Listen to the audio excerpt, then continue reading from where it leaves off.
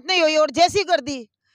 हम यही उम्मीद लगाए हुए हैं कि यहाँ से कोर्ट से पैसी मतलब जमानत होगी, नहीं होगी तो हम हाई कोर्ट जाएंगे, सुप्रीम कोर्ट जाएंगे। बाकी हम उम्मीद करते हैं कि हमारा गोवर्धन जी वकील साहब को न्याय मिलेगा।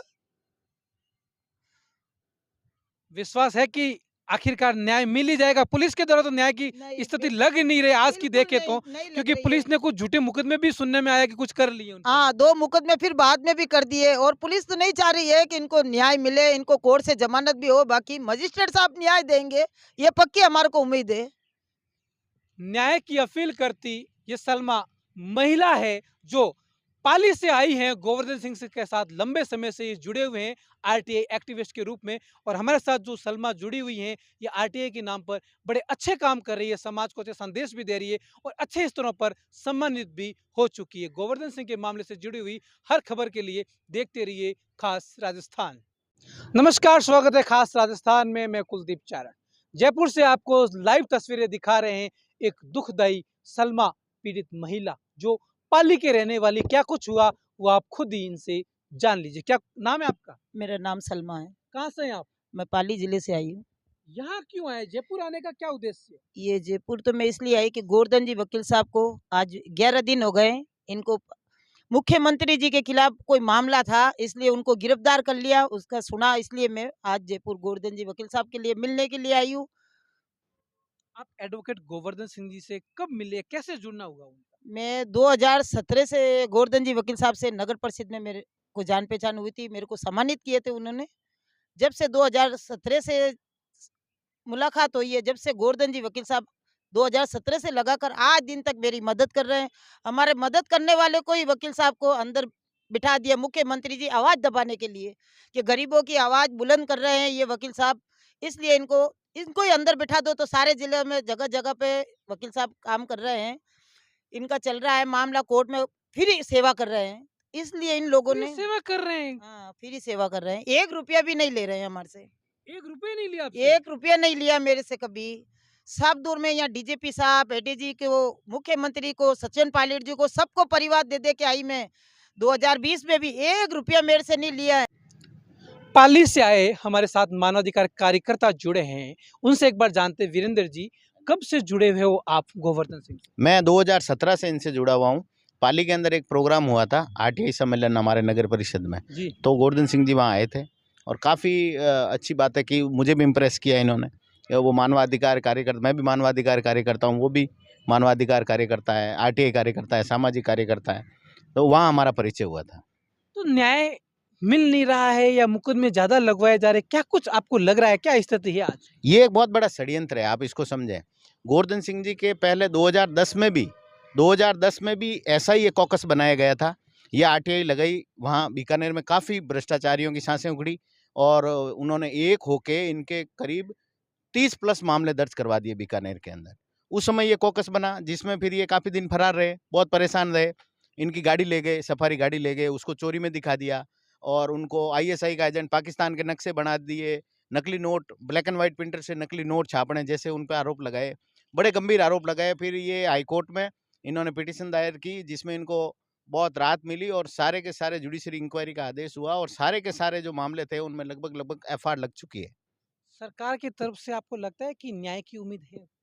सरकार और पुलिस की तरफ से हमें कोई न्याय की उम्मीद नहीं है। कारण ये है कि अभी मुख्यमंत्री अशोक जी गहलोत और देवाराम जी सैनी ओएसडी, संजय जी श्रोत्री आरपीएससी चेयरमैन, पूर्व डीजीपी भूपेंद्र सिंह, सुरेंद्र सागर जो जांच अधिकारी, एक रिंगस का मामला है, उस रिंगस के मामले में गैंगरेप एक पीड़िता के साथ हुआ था, उसके घर में डकैती हुई थी। उस मामले के अंदर इन्होंने बड़ी शिद्दत से काफ़ी पैरवी कर रहे थे और 3 बार जांच अधिकारियों ने जुर्म प्रमाणित माना और उसके बाद जिस तीसरी बार जिस जांच अधिकारी ने प्रमाणित माना उस पर दबाव बनाया गया सरकार की तरफ से और वहाँ एक विधायक है महादेव सिंह खंडेला, उसके द्वारा सरकार होटलों में चली गई, सरकार को समर्थन दिया उसने और उसने अपना ये एक कॉन्टेक्ट, एक पैक्ट हुआ आपस में कि आप हाँ इनको बचाइए, ये हमारे आदमी है और हम आपको समर्थन देंगे और उसकी वजह से ये पूरा कॉकस तैयार किया गया है।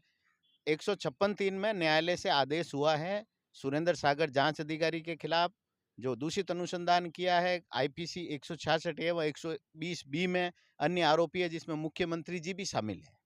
मुख्यमंत्री भी शामिल है, कोरोना काल का ये पूरा मामला है, तो पुलिस इसको सीरियसली ले क्यों नहीं रही? जब एफआईआर जब 3 अधिकारियों ने जाँच की जो आप बता रहे हैं, उन्होंने ये जुर्म प्रमाणित माना जो एडिशनल एसपी रैंक के अधिकारी।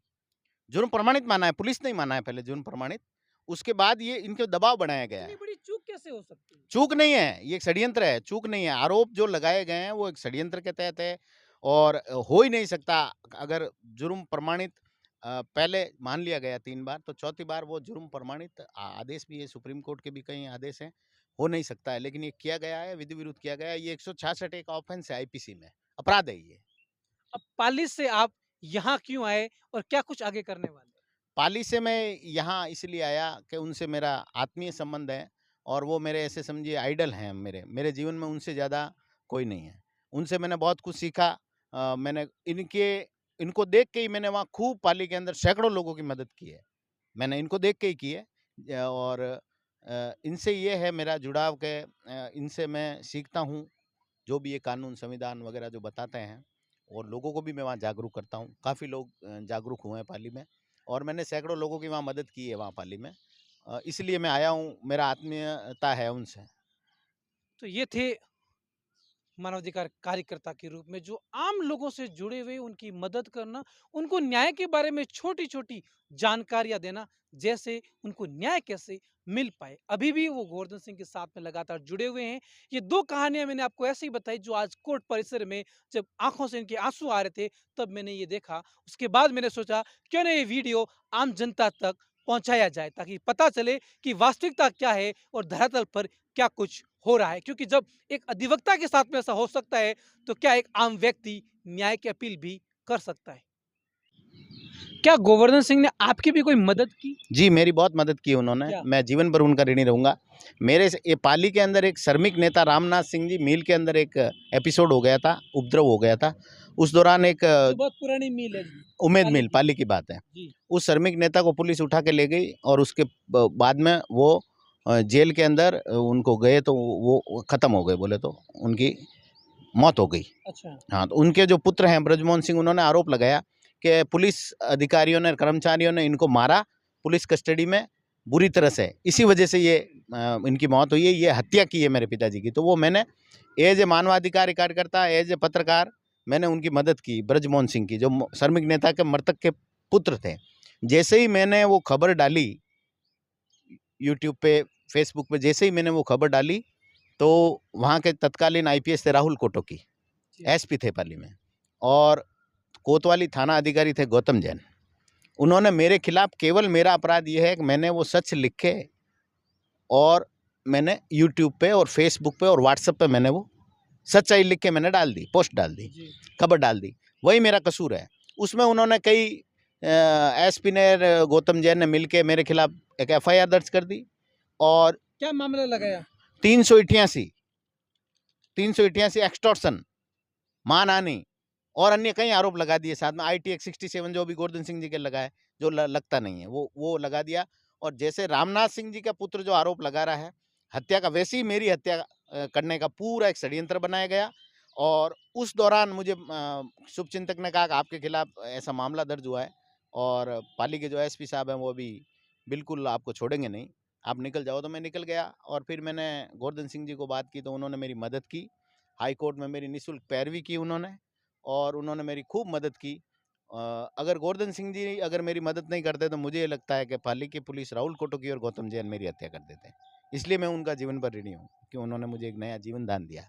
उन्होंने हाईकोर्ट में मेरी निःशुल्क पैरवी की, वहाँ से मुझे गिरफ्तारी पे स्टे दिलवाया और कई उन्होंने मेरी अन्य कई मदद की उन्होंने। क्या कोई पैसा लिया आपसे उससे लेकर? 1 रुपया मेरा लिया नहीं गोवर्धन सिंह जी ने, आज दिन तक 1 रुपया मुझसे लिया नहीं। अलबत्ता मैं जब जयपुर था तो उन्होंने मुझे खाना भी उन्होंने ही खिलाया और चाय, हाँ, खाना भी उन्होंने ही खिलाया। 1 रुपया मेरे से लिया नहीं, 1 रुपया। ये मेरी मदद की। और ऐसे कई लोग हैं जिनको मैं पर्सनली जानता हूँ, जिनकी मेरे कहने पे मदद की है। मैंने उनको भेजा, मदद की है और वैसे करते ही हैं ये मदद करते हैं और ये इसलिए आए हैं। ये एक बहुत बड़े, मैं आपको बता देता हूँ, ये एक वेल सेटल्ड बिजनेसमैन थे, टेलीकॉम, टाटा, ये रिलायंस वगैरह इनका काम था इनके। जी। बहुत बड़ा काम था, 2-3 स्टेट का काम था। और ये इसीलिए आए हैं कि इनको जैसे वो आरटीआई ये लगाई थी उन्होंने, और उनके ऊपर 30 प्लस मामले दर्ज हो गए। तो ये राजस्थान का पहला व्यक्ति था जिस पर इस तरीके से कॉकस बना के, उसको षड्यंत्र बना के और उसका एनकाउंटर करने की 2000 का इनामी भगोड़ा घोषित कर दिया। गोवर्धन सिंह एनकाउंटर की तैयारी थी पूरी, 2000 का इनामी भगोड़ा घोषित कर दिया। 2000 का इनामी, जो एसपी का सबसे ज्यादा, 2000 से ज्यादा एसपी कर नहीं सकता, वो इनको कर दिया। और एनकाउंटर की भी इसकी तैयारी थी, इसलिए ये मुकदमे दर्ज किए गए। तो गोवर्धन सिंह ने उसी दिन कसम खा ली थी, मेरी बात हुई थी उनसे, कि ऐसा मैं किसी के साथ अन्याय होने नहीं दूंगा जब तक मैं जिंदा हूं। और उन्होंने वो कसम निभाई। 2010 के बाद राजस्थान प्रदेश के अंदर किसी के आदमी के ऊपर 30 प्लस मामले दर्ज नहीं हुए। 1 2 3 4 5 झूठे हो सकते हैं। गोवर्धन सिंह की वजह से ये हुआ है कि पुलिस जो पहले जिस तरीके का एनकाउंटर करने के लिए अत्याचार कर देती थी, वो गोवर्धन सिंह ही वो व्यक्ति है। दूसरा, गोवर्धन सिंह ने इस देश में सबसे ज्यादा 166 है, पुलिस के खिलाफ कोई नहीं जाता है। आप जब भी जाओगे, पुलिस कितना अत्याचार कर ले, पुलिस के खिलाफ कोई नहीं जाता। लेकिन 2013 में दिल्ली में दामिनी प्रकरण हो गया, आपको याद है, बिल्कुल पूरा देश उससे बड़ा शर्मसार था। शर्मसार था और पूरी सड़कों पे आए लोग। अरविंद जी केजरीवाल और घटना ही मानवता को शर्मसार करने वाली। शर्मसार करने वाली थी। उसका विरोध कुमार विश्वास, योगेंद्र यादव, अरविंद केजरीवाल सभी वगैरह राजनीतिक पार्टियों ने किया। सभी ने किया, लगभग सभी सामाजिक। उसका ये असर हुआ कि आईपीसी के अंदर एक अमेंडमेंट हो गया कानून में। 166 तो पहले से है, उसमें अमेंडमेंट हुआ 166A, क्योंकि उस मामले के अंदर भी पुलिस ने संवेदनहीनता दिखाई, जिस वजह से उस पीड़िता को दुनिया छोड़ के जाना पड़ा। उसमें अमेंडमेंट हुआ, उसमें ये हो गया, एक कानून बन गया। कानून मैं आपको बता देता हूँ, आपको भी बता देता हूँ, जनता मालिक को। कानून ये है कि 166A में कोई भी गलत जांच पुलिस अधिकारी करता है, कोई भी गलत जांच करता है किसी भी मामले में, वो अपराध है। दूसरा, अगर 354 छेड़छाड़, 376 रेप, पॉक्सो, ऐसी घटनाओं, तेजाब कांड हो गया, ऐसी घटनाओं में अगर पुलिस एफआईआर दर्ज नहीं करती है तो वो ऑफेंस है, वो ऑफेंस है। तीसरा, अगर कोई 15 साल से छोटा बच्चा, 65 साल से अधिक वृद्ध व्यक्ति उम्र का, उसको पुलिस अगर फोन से भी थाने बुलाने के लिए कोशिश करती है, वो अपराध है। महिला को पुलिस बयान देने के लिए नहीं बुला सकती 160 सीआरपीसी में। तो ये वही गोवर्धन सिंह है जिसने इस 166A का उपयोग करते हुए कई भ्रष्ट, कई अत्याचार करने वाले और अन्याय करने वाले पुलिस कर्मियों के खिलाफ, आईपीएसओ के खिलाफ खूब मामले दर्ज करवा दिए, खूब सारे। वो भी एक कारण है, ये पूरा जो कॉकस बन रहा है, पूरी आईपीएस लॉबी जो गलत काम करती है, अत्याचार करती है जनता मालिक के साथ, वो भी इसमें शामिल हैं। और ये एक बहुत बड़ा मामला है, छोटा मामला नहीं है ये।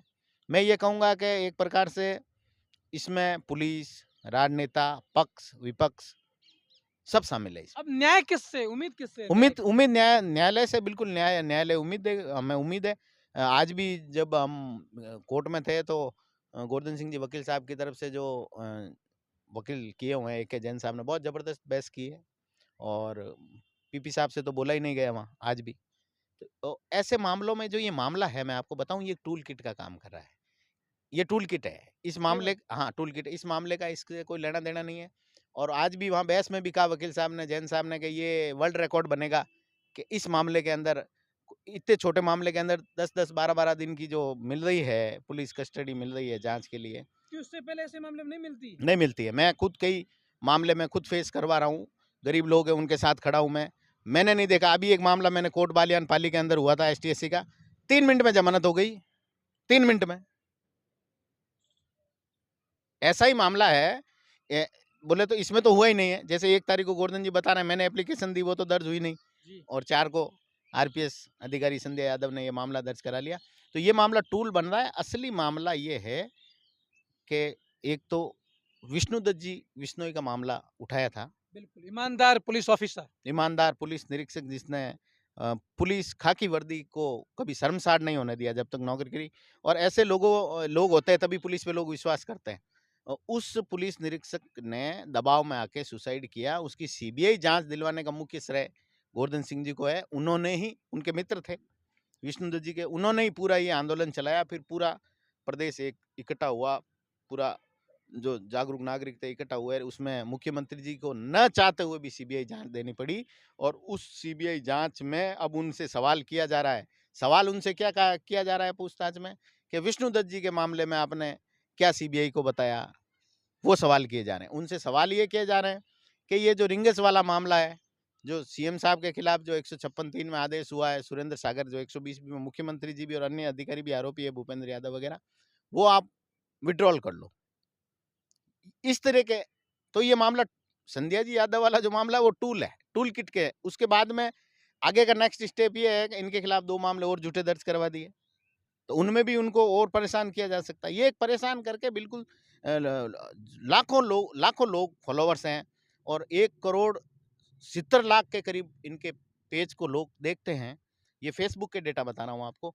तो उन लोगों को ये डराने का प्रयास है एक प्रकार से कि हम नेता हैं, हम मजबूत हैं।